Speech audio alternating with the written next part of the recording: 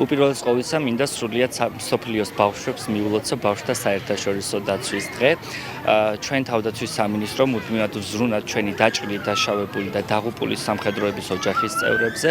შესაბამისად, დღეს გადავწყვიტეთ, რომ ერთი მშვენიერი ლამაზი დღე ქალაქ ბათუმის მერიის დახმარებით გვეჩუქებინა ჩვენი საქართველოს მთლიანობისა და სამშვიდობო ოპერაციებში დაღუპული სამხედრო მოსამსახურეების ოჯახებისათვის.